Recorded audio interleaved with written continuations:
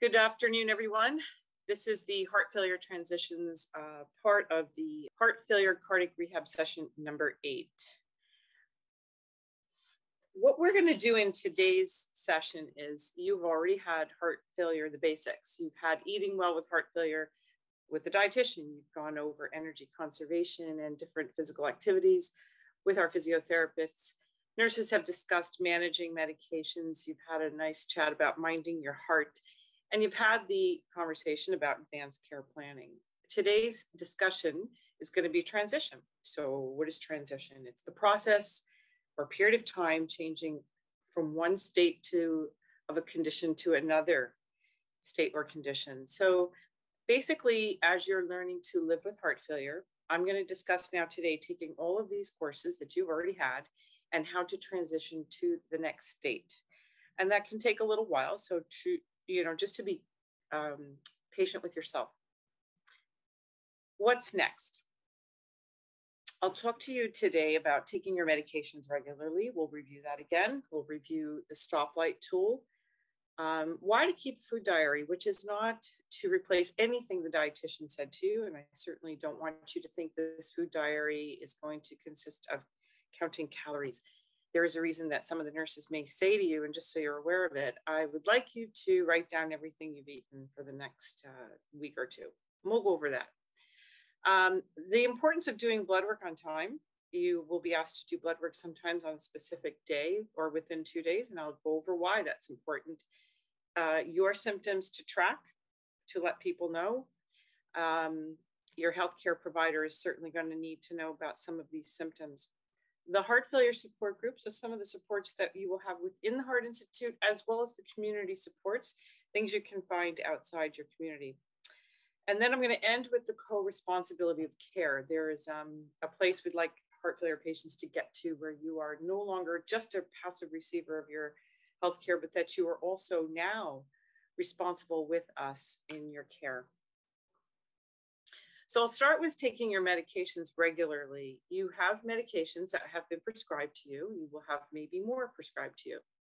These are to treat the underlying cause of heart failure. There's a reason we want to strengthen the heart so that it pumps more, so it pumps blood flow to your body better. It's also going to treat your symptoms. So both things are happening at one time.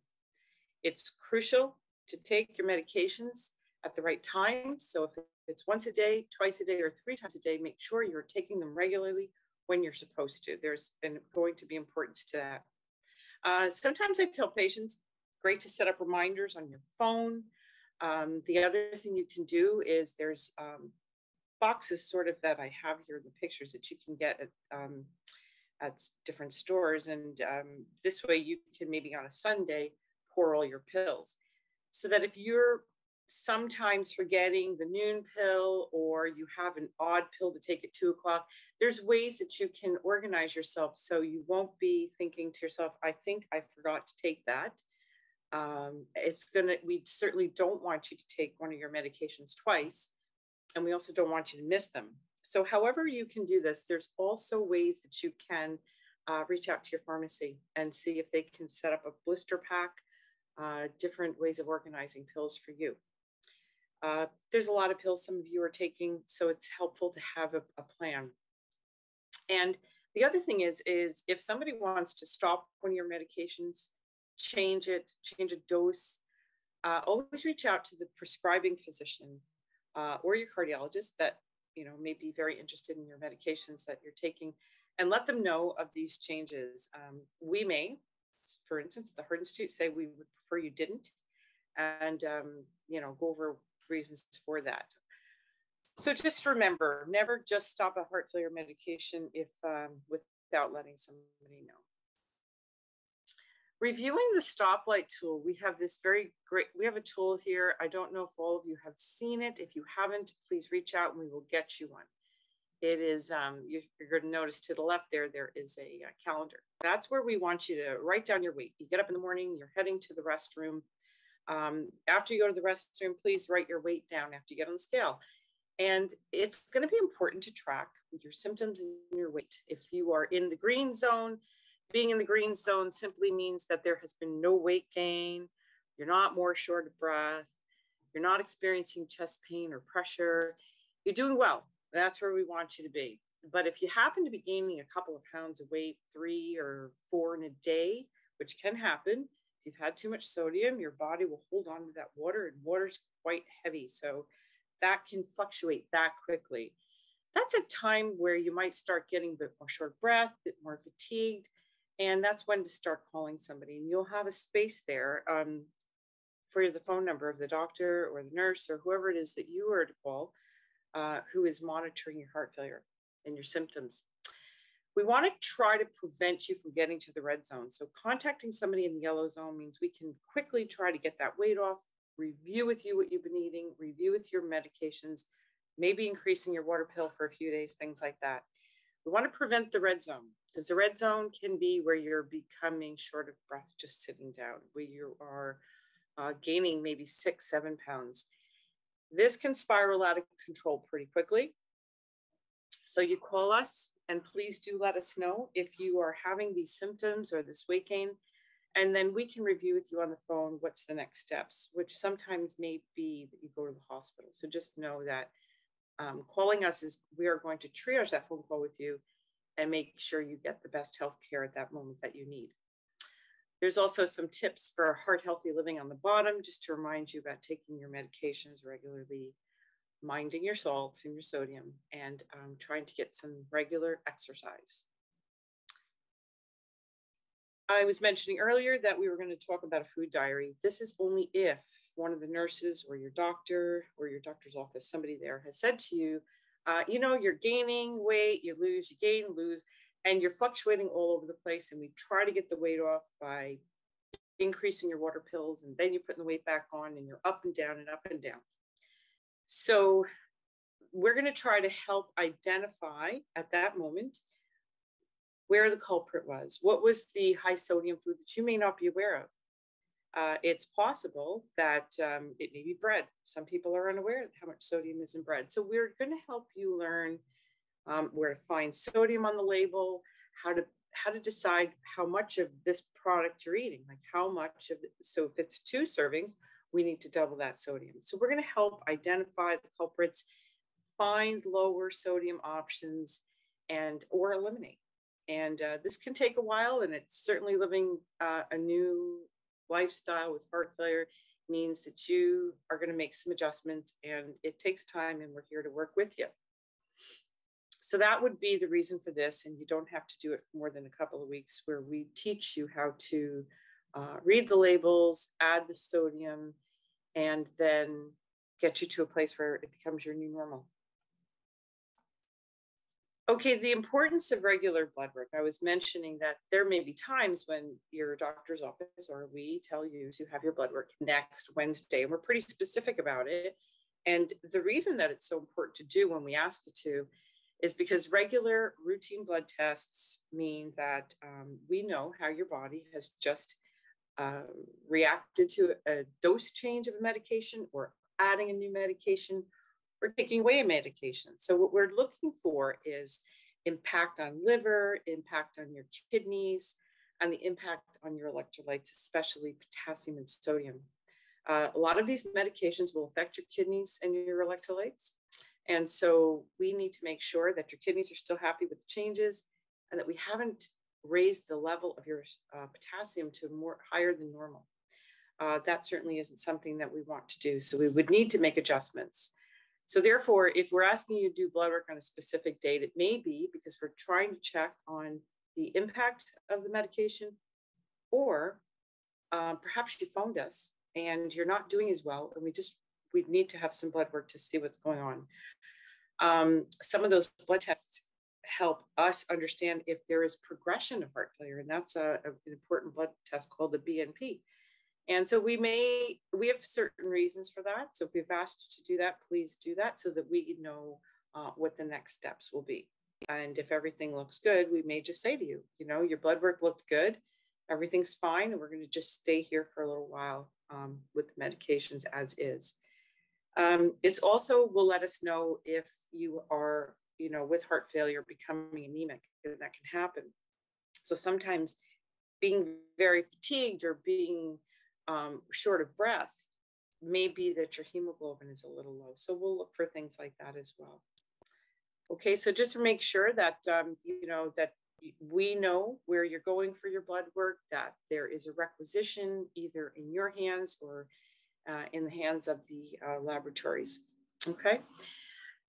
The symptoms to track. This is something that, you know, we'd like you to write down if you are beginning to have some of these symptoms, so that when you phone your healthcare provider or us at the Heart Institute, you can have your symptoms laid out, and it helps when we're asking you questions to triage these phone calls.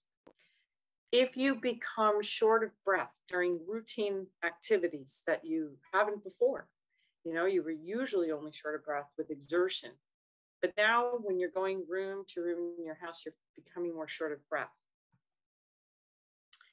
If you're short of breath at rest, if you're sitting down and you're resting and you can say on a scale of 0 to 10, I'm breathless, and it's probably a 2 or a 3 out of 10. That's something that we need to know about. If you're short of breath lying flat, if you're laying down at night to go to sleep, and as you lay back, you feel you have to sit straight up to take a breath, that's a sign that there may be fluid in your lungs, and we need to assess that. So that's something very important to call during a moment like that. If you have persistent wheezing, if you hear like a sound as you're taking in a breath, if you're coughing and the cough produces white or blood-tinged mucus, let somebody know, your healthcare provider, whoever is your phone call person. Swelling in your ankles or your legs. So certainly on the picture on the right there, the leg that has no water in it, no swelling, no edema, is how your legs should look. If you find that your feet, your ankles, your calves all begin to swell, and you put your finger into your skin of your leg and you can leave an indent, that tells us that you are retaining water, and we need to work on getting that out. You will be more short of breath and you will be more tired if you start gaining water weight. This could be 5-10 pounds of water when your leg looks like that, and it will be very hard to lift your legs and get moving around. So we want to make sure we get that off sooner than later. It can snowball and get quite, you could get rapidly short of breath and in trouble, and we want to prevent an admission for sure. We'd like to know if suddenly you are really tired doing your routine activities and you're noticing that things like shopping or walking up a flight of stairs or even carrying groceries or walking, and I'm now really, really tired doing this activity, let us know, so that we can perhaps get some blood work and find out what we think might be going on, and you know, triage the call with you. So that's something to alert us to if that's new. If you have what's described here as, you know, abdominal ascites or water in this tummy area, it's when water's trapped inside your abdomen and it's pushing on your organs and it's pushing on your stomach, and you begin to feel full really quickly because there's pressure on your stomach, or you're feeling nauseous. It's also sometimes the pills, when you're taking them, they don't absorb well like that. So that's really important to get to us so that we can get rid of that water however best we can, as soon as we can. Sometimes these things require an admission, but we always try to prevent one. So letting us know sooner than later is better. If you are having palpitations, you know, in your chest, you're feeling like a fluttering, many of us get, you know, that once in a while, and it doesn't cause us any problems. We just kind of notice it and it goes away. What's important to let us know is if these palpitations happen and you become short of breath with it, if you feel pain in your chest, squeezing, pressure during it, or if you feel like you might pass out. So that's certainly not good. And you need to let us know right away so that we can decide, are we going to send you for a monitor? Are we going to bring you in? Whatever. If it's new and it's having any of those symptoms, please let somebody know. If we are aware you do have occasional chest pain and pressure, and you have a nitroglycerin patch perhaps, or you have a spray and it gets rid of it, and we're always aware of that, something that we, always monitor, because during regular visits, we'll ask you about it. But if this becomes more frequent, more pressure, not relieved with rest or nitroglycerin, this is important, and you need to either call us, or if this pain or pressure is not going away with sitting or using your nitroglycerin spray, it's not disappearing, let us know, call 911. That's something that you need to go to the emergency room right away. But if it's just that you're having more frequent pain or pressure, it is relieved after 2 or 3 nitroglycerin sprays and rest, please let us know. We may need to see you sooner, have the doctor speak to you sooner, get some more testing. So therefore, when to contact your nurse or your doctor or the secretary in the doctor's office. Report a weight gain of 3 or more pounds in a day, 5 or more pounds in a week. Increased shortness of breath, short of breath lying flat, waking up short of breath, new cough and or wheezing. Palpitations are increased and causing you distress, like passing out or chest pain or pressure. If you have more frequent chest pains, it's not going away at all with rest or nitroglycerin, to call 911. Or you can call us or your family doctor for any questions or concerns. That's always advised, so that if you have questions or concerns, you get them answered. Your nurse, your doctor, they're trained to review your symptoms with you. They may ask you for more information. It's always helpful for you to have those things written down before you call. They may want to just review your medications with you, what you're currently taking, so that they're on the same page as you are with what you're on now. There may be some questions about doing blood work. They may ask to see you, or they may ask you to go to the emergency room. So that's the triage phone call. They'll do the best at that moment for what you need to do well. Some of the supports that you would have outside of your healthcare team, one of them includes the heart failure support group. So we do have a heart failure support group at the Heart Institute. It is for education purposes. It's to help each other. And it's not a group where you're just going to sit around and hear people complaining about their heart failure. It is run by our nurse in the Heart Institute, who is the rapid intervention clinic nurse. She is the discharge planning nurse, transitional care nurse. Her name is Kate Kellerman. She is on maternity leave. However, we do have a nurse covering for her. Her name is Sasha. So if you already belong to the support group and you're aware that Sasha is covering for the year, you may know how to contact her. If you don't, you can email hfsupportgroup@ottawaheart.ca. You can call Sasha at 613-696-7000, and that extension, when asked, is 10916, and you can sign up.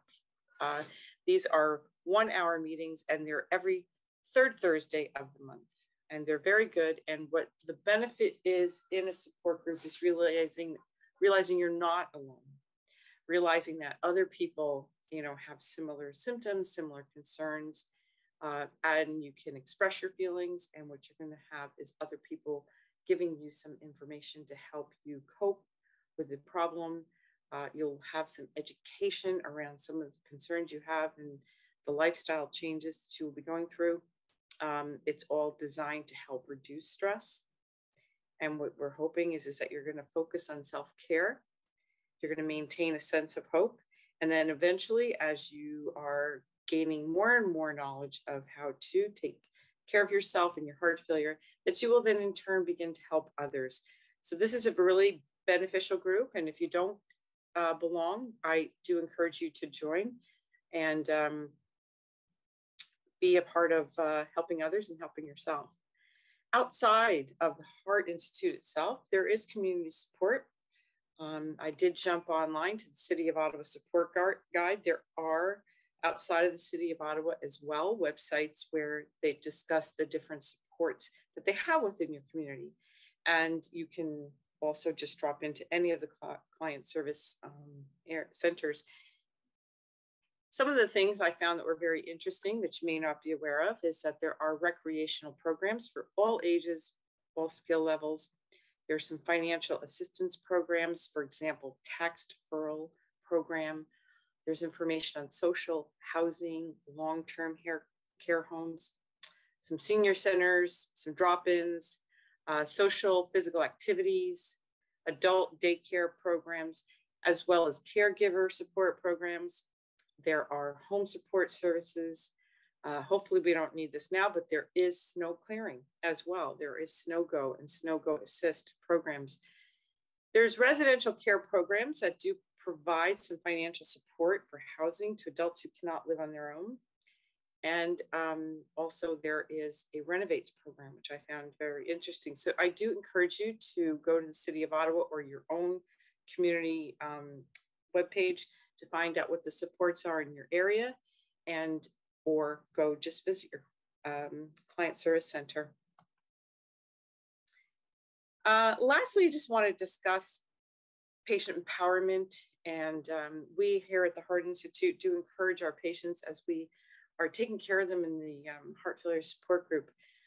Over time, we like to kind of co-manage your condition. So you're going to then learn over time and say to your nurse, you know, hey, Liz, by the way, look, I'm just letting you know, I was at a wedding on the weekend and I perhaps had too much salt. I tried to stay away from it, but I obviously couldn't.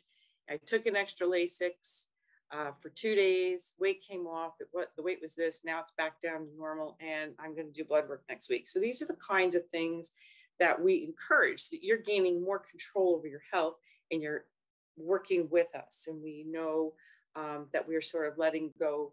You're no longer just a passive receiver of care, but that you're now working with us. So these are some of the things that we try to encourage, is that as you learn, you take more control over your care. So I thank you for your time. And if there's anything that we can do further for you, please let us know.